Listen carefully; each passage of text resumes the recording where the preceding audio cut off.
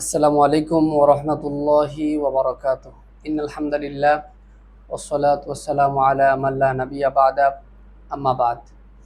দেশ ও দেশের বাহিরে থেকে যেখান থেকে আমাদেরকে দেখছেন, সকলকে জানাই এসবিএম টিভির পক্ষ থেকে শুভেচ্ছা ও অভিনন্দন। প্রিয় দর্শকবৃন্দ, ধারাবাহিক সিরাতুন নবী সাল্লাল্লাহু আলাইহি সাল্লামের আলোচনায় আজকে আপনাদের মাঝে উপস্থিত হয়েছি রাসূলুল্লাহ সাল্লাল্লাহু আলাইহি সাল্লামের জীবনের একটি অন্যতম অধ্যায় আলোচনা করার জন্য। সেটা হলো রাসূলুল্লাহ সাল্লাল্লাহু আলাইহি সাল্লাম হযরত আম্মাজান খাদিজা রাদিয়াল্লাহু তাআলা আনহার সাথে বৈবাহিক জীবনের সূচনা এবং কিছু বিস্তারিত আলোচনা।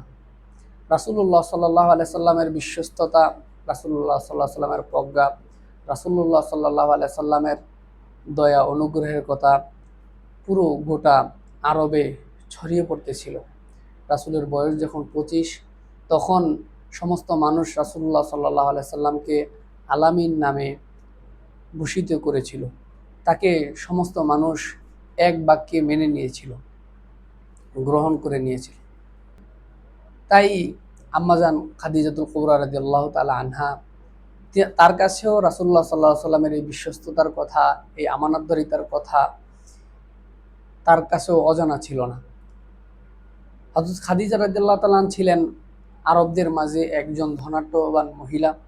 তার ব্যবসার বিস্তৃত ছিল। তিনি অত্যন্ত সম্ভ্রান্ত একজন মহিলা ছিলেন।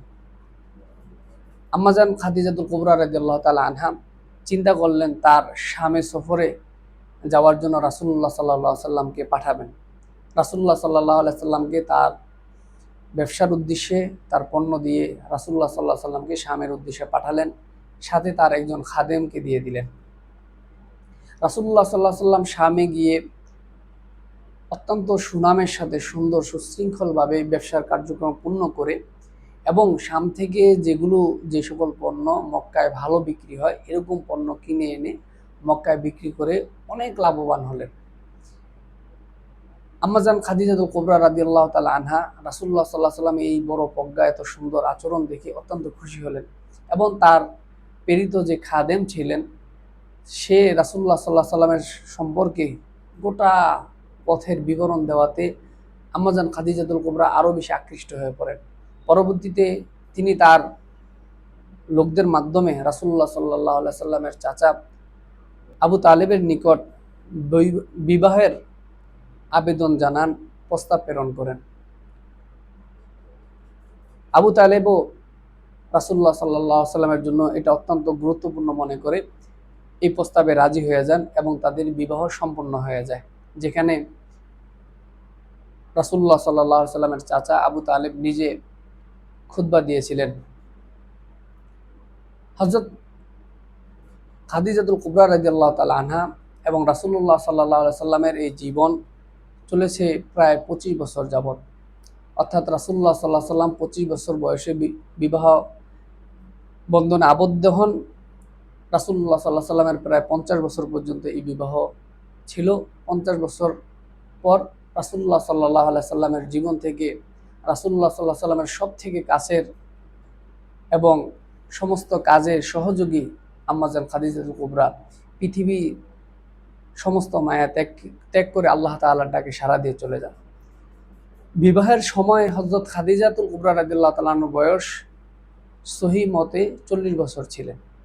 প্রিয় দর্শকবৃন্দ, এখানে আমাদের কিছু বোঝা দরকার এবং যারা আল্লাহ রাসূল সাল্লাল্লাহু আলাইহি সাল্লামের বৈবাহিক জীবন নিয়ে বিভিন্ন কথাবার্তা বলতে চায়, চেষ্টা করে, তাদের এখান থেকে বোঝা দরকার এবং যদি না বুঝে তাহলে কিছুই করার নেই।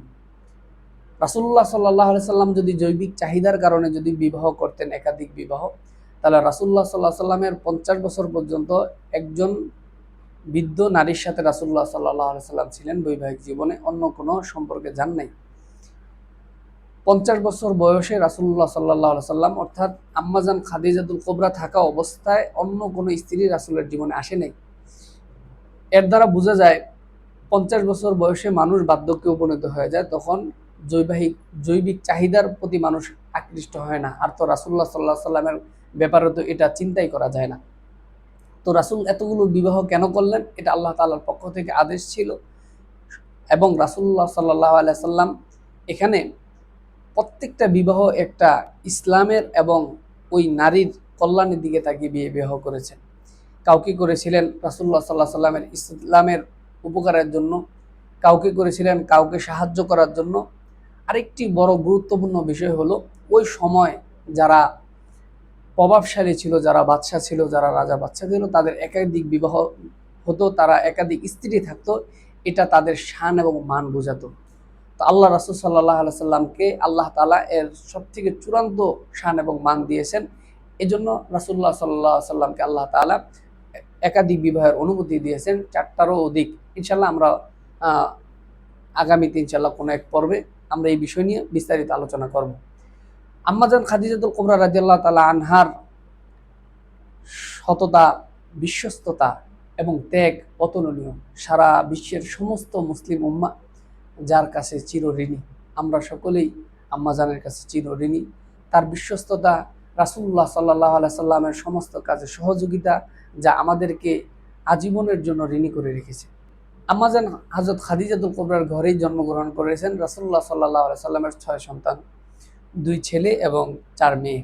2 ছেলে হযরত কাসেম রাদিয়াল্লাহু তাআলা আনহু এবং আব্দুল্লাহ রাদিয়াল্লাহু তাআলা আনহু, এবং মেয়েদের মধ্য থেকে হযরত জয়নাব রাদিয়াল্লাহু তাআলা আনহা, হযরত রুকাইয়া রাদিয়াল্লাহু তাআলা আনহা এবং হযরত উম্মে কুলসুম এবং হযরত ফাতিমাতুজ জোহরা রাদিয়াল্লাহু তাআলা আনহা। তারা রাসূলুল্লাহ সাল্লাল্লাহু আলাইহি সাল্লাম এবং হযরত খাদিজা রাদিয়াল্লাহু তাআলা আনহার ঘরে জন্মগ্রহণ করেছিলেন। এটা ছিল হযরত খাদিজা রাদিয়াল্লাহু তাআলা আনহার সবথেকে বড় সম্মানের বিষয়। এবং পরবর্তীতে রাসূলুল্লাহ সাল্লাল্লাহু আলাইহি সাল্লামের আরেক সন্তান হয়েছিলেন, যার নাম ছিল ইব্রাহিম, যেটা হয়েছিল রাসূলুল্লাহ সাল্লাল্লাহু আলাইহি সাল্লামের দাসী মারিয়া কিবতিয়া রাদিয়াল্লাহু তাআলা আনহার ঘরে। অন্য স্ত্রীদের থেকে রাসূলুল্লাহ সাল্লাল্লাহু আলাইহি সাল্লামের কোনো সন্তান হয় নাই।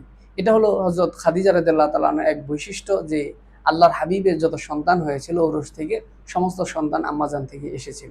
প্রিয় উপস্থিতি, আজকে এতটুকুই। ইনশাআল্লাহ আগামী পর্বে আম্মাজানের কিছু কোরবানি এবং ইসলামের সূচনার বিষয় নিয়ে আলোচনা করব ইনশাআল্লাহ। সেই পর্যন্ত সুস্থ থাকুন, ভালো থাকেন। আসসালামু আলাইকুম।